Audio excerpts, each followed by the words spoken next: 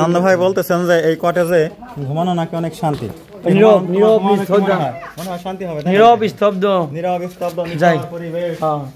এখানে থেকে যেতে পারলে ক্লান্তি মুছে যাবে, সব জীবনের নতুন অধ্যায় শুরু হবে হয়তো। কিন্তু তাই কি আর সম্ভব? তালা ঝুলে না, তালা ঝুলে ভেঙে গেছে, অনেক অবকাঠামো ভেঙে গেছে। তারপরে যেটুকু আছে এটুকু কম কিসে।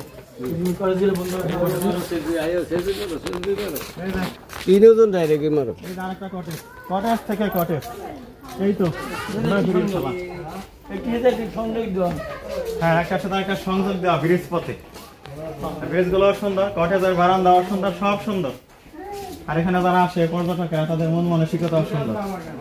এখানে ছবি তুলে বিনোদন করে, ছবি তুলে নিয়ে যায়, পরিজনকে দেখায়। চা বাগান দেখার, চা বাগান যে কোনো ঘরের বারান্দা থেকে দেখার সুযোগ এখানেই মিলে। চা বাগানকে উপভোগ করার জন্য বেস্ট প্লেস আমি বলবো। কত বৃক্ষ, চা এমনই এক শস্য যার ভিতরে অন্য গাছ থাকতে পারে, বড় বড় গাছ থাকে, ছায়ায় কিন্তু চায়ের মনে হয় ক্ষতি করে না, নইলে এভাবে চা বাগান করা হতো না। এই কাষ্ঠের উৎপাদন আবার ছায় বলে ভাই বলতেছে চা তাজা থাকে। এমনই এক প্রাকৃতিক জগতের রহস্য খেলা। আমরা অনেক কিছু জানি না, বুঝি না, বুঝতে হবে, জানতে হবে, আসতে হবে। না আসলে জানা যায় না, বোঝা যায় না।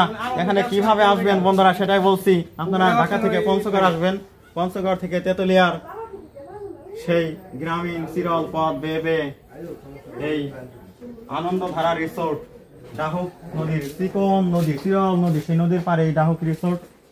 এখানে আপনারা ইজিলি সিএনজি বা অটো বাইক করে তেতুলিয়া এসে, পঞ্চগড়ের তেতুলিয়া এসে সেখান থেকে আসতে পারবেন।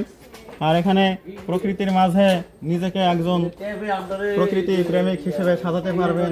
সৌন্দর্যের ডালি প্রাকৃতিক ভাবে এখানে সাজানো হয়েছে। কি এক সিমসাম বাঁশের ঝাড়, যেই বাঁশের ঝাড় আমার হৃদয়টাকে একেবারে ঠান্ডা করে দিল। এমন চিকন চিকন বাঁশের পাতা আমি তো দেখি না কোথাও বাংলার কোনো ভূমে। এত সুন্দর, যা না নিজ চোখে এসে না দেখলে, না পরখ করলে এটা বোঝানো যায় না। পাহাড়ি কত রকমের বাঁশ আমরা দেখি, আর এখানে এই কয়েকটা বাঁশ আমার ভিন্ন রূপে আমার মনটাকে রাঙিয়ে দিল। কালি যাওয়া সম্ভবত, জবা নয়, কালি যাওয়া। আমরা তরলা বাঁশ দেখেছি, চিকন বাঁশ, পাহাড়ি বাঁশ আমরা সিলেট এলাকায় চিকন বাঁশ দেখে থাকি, সে জাতীয় একটা বাঁশ। কিন্তু চট্টগ্রাম, কক্সবাজার ওদিকের বাঁশগুলো কিন্তু অনেক মোটা, বড় বাঁশ জাতীয়।